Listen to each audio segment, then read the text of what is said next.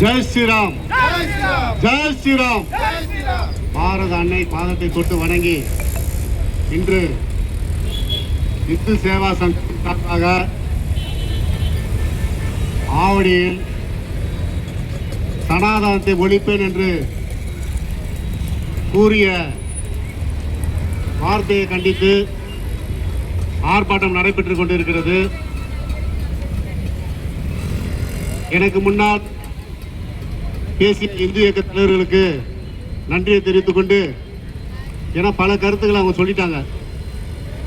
இருந்தாலும் சனாதனத்தை ஒழிப்புன்னு சொன்னது யாருன்னு பார்த்தீங்கன்னா, அடுத்தவன் பொண்டாட்டிக்கு ஆசைப்பட்டு பால்டாயில் பால் குடிச்சவன் அவன் சட்டமன்றத்தில் சனாதனத்தை ஒழிப்புன்றான். இந்திய அரசியல் சட்டமைப்பு என்ன சொல்லுதுன்னா, இந்தியா ஒரு மத சார்பற்ற நாடு, ஜனநாயகம் நிறைந்த ஒரு சட்டமன்றத்தில் ஒரு சட்டமன்ற உறுப்பினராக அனைத்து சமூக மக்களும் வாக்களித்து சட்டமன்ற உறுப்பினரான அடுத்தவங்க கொண்டாட்டிக்கு ஆசைப்பட்டு பால்டாயில் குடிச்ச உதயநிதி சனாதனத்தை ஒழிப்பேன்னு சொல்றத எப்படி ஏற்றுக்க முடியும்? இதை முதலமைச்சர் கேட்டுக்கொண்டிருக்கிறார். இதை கண்டித்திருக்கணும். அவை தலைவர் இதை அவை குறிப்பிலிருந்து எடுத்திருக்கணும். அவரும் அதை நீக்கல. பத்துத்தோல்வி பழனிசாமி அதை கண்டித்திருக்கணும். அவரும் கண்டிக்கல. அதனாலதான் இந்து இயக்கங்கள்லாம் இன்னைக்கு ரோட்ல நின்று ஆர்ப்பாட்டம் பண்ணிட்டு இருக்கோம்.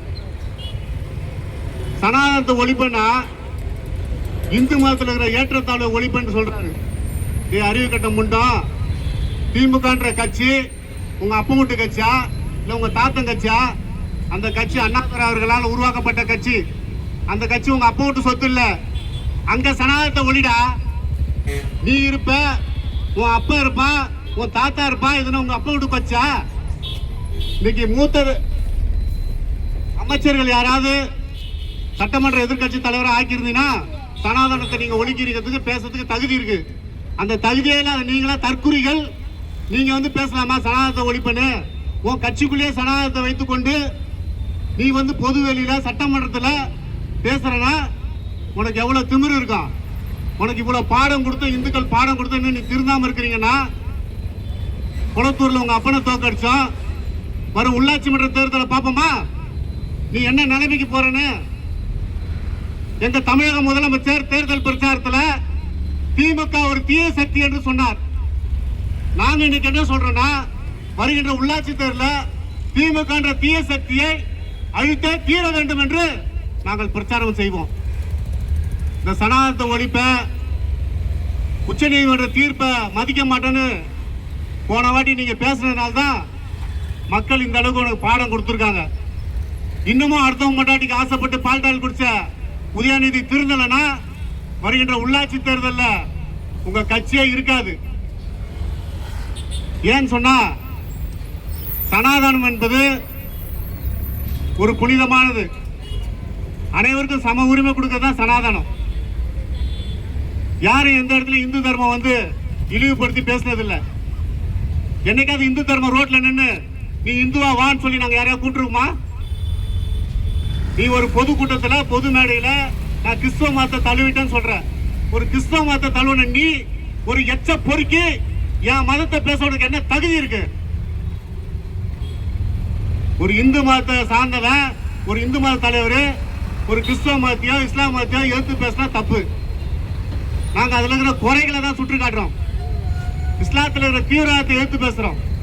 நீ அது போல இந்து மதத்துல ஏதாவது தீவிரவாதம் தான் எதிர்த்து பேசு. இந்து மதத்துல ஏதாவது குறிப்பிட்ட ஒரு ஏற்றத்தாழ்வு தான் எடுத்து சொல்லு மக்கள் மத்தியில.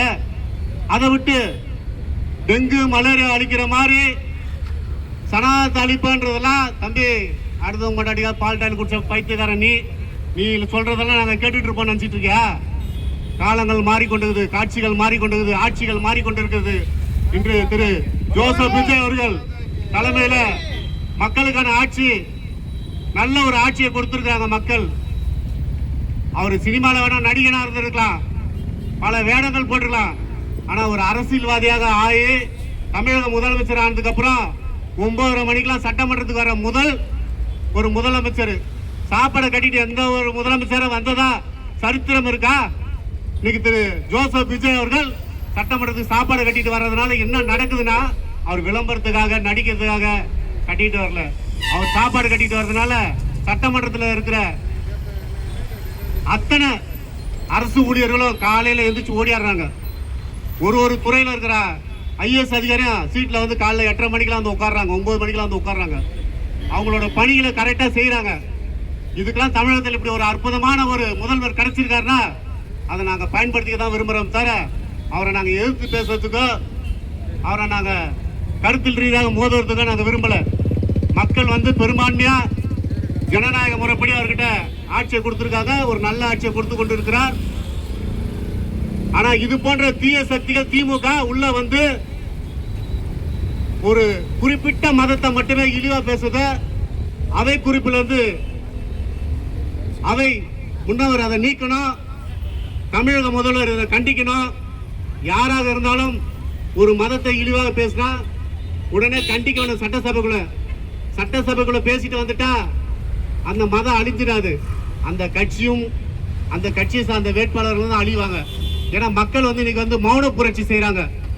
வாக்களிக்கும் போது யாருக்கு வாக்கு போடணும், எப்படி அவனை தெருவுக்கு அனுப்பணுன்றத தெரிஞ்சு வச்சுட்டு இருக்காங்க. ஆகையால ஒரு அதிகாரத்தில் இருக்கிறவங்க அனைத்து மதத்தினரையும் மதிக்கணும், யாரையும் எடுத்தறிஞ்சு பேசக்கூடாது என்பதற்கு உங்களுக்கு ஒரு பாடம் கொடுத்துருக்காங்க. 2026 மீண்டும் இதே செய்து கொண்டிருக்கூடாது. அதே போல தமிழக முதலமைச்சருக்கு அகில பாரத இந்து மக்கள் அமைப்பு சார்பாக இருக்கிற கோரிக்கை என்னன்றா, ஆவடி நகராட்சி கிட்ட இருந்து நாங்கள் ஒரு கோரிக்கை வைக்கிறோம். உச்ச நீதிமன்றம் தீர்ப்புகளை சென்ற ஆட்சியில் நிறைய தீர்ப்புகளை கொடுத்தாங்க. ஆனா அந்த ஆட்சியாளர்கள் ஒரு சில மதத்துக்கு ஜால்ரா அடித்துக் கொண்டு அவர்கள் தான் ஓட்டு கொடுக்குறாங்க, நாங்க தான் நாட்டு ஆள்ற நினைத்து கொண்டு ஒரு திமிரான செயல்ல எந்த ஒரு உச்ச நீதிமன்ற தீர்ப்பையும் மதிக்காம கடப்புல போட்டு வச்சுக்கிறாங்க. அனகாபுத்தூர் பகுதியில் உச்ச நீதிமன்ற தீர்ப்பு கொடுத்து இடத்தெல்லாம் அகற்ற சொன்னாங்க. அங்க வந்து அதிகாரிகள் வந்து ஒரு 400 குடும்பத்தை வந்து அகற்றினாங்க. 3 இந்து கோயிலை இடிச்சாங்க. ஆனா அங்க இருக்கிற ஒரு பள்ளிவாசல இடிக்க விடாம இஸ்லாமிய அமைப்பு சார்ந்தவங்களாம் தடுத்து நிப்பாட்டினாங்க. அதுக்கு வந்து அரசு வந்து அதிகாரிகளும் உடந்தையாக இருந்தாங்க, அரசியல்வாதிகளும் உடந்தையா இருந்தாங்க, சென்ற ஆட்சியாளர்களும் உடந்தையா இருந்தாங்க. ஒரு உச்ச நீதிமன்ற தீர்ப்பை மதிக்கலன்னு சொன்னா இது வந்து மிகப்பெரிய ஜனநாயக படுகொலை. தமிழகத்தில் புதுசா பொறுப்பேற்றிருக்க முதலமைச்சர் அவர்கள் உச்ச நீதிமன்ற தீர்ப்பின் அடிப்படையில் அந்த 2 மசூதி அங்க இடிக்கணும் என்பதை நாங்கள் அந்த ஆர்ப்பாட்டம் சார்பாக கேட்டுக்கொள்கிறோம். அதே போல மதுரையில் உச்ச நீதிமன்ற தீர்ப்பு கொடுத்து தீபத்தூண்ல தீபம் ஏத்தாம வச்சிருக்காங்க. இதெல்லாம் சென்ற ஆட்சிக்கு வந்து ஒரு பின்னடைவு. புதிதாக வந்திருக்கும் ஆட்சியாளர்கள் அதை புரிந்து கொண்டு இந்து மக்கள் மனது புண்படாமல் ஆட்சி நடத்த வேண்டும், அவர்களுக்கு அரவணைப்பாக இருக்க வேண்டும் என்பதை கேட்டுக்கொண்டு இந்த ஆர்ப்பாட்டத்தின் வாயிலாக அடுத்தவங்க கொண்டாட்டிக்கு ஆசைப்பட்டு குடித்த திரு உதயநிதி அவர்களே, நீ நல்ல ஆண்மானா தான் உன் பதவி ரிசைன் பண்ணிட்டு உங்க அப்பனுக்கு சீட்டு கொடுத்து பாரு, உங்க அப்பனை தோக்கடிக்கிறமா இல்லையா பாரு என்பதை கூறிக்கொண்டு வாய்ப்புக்கு நன்றி கூறி விடைபெறுகிறேன். பாரத் மாதா கி, பாரத் மாதா கி, பாரத் மாதா கி. நன்றி, வணக்கம்.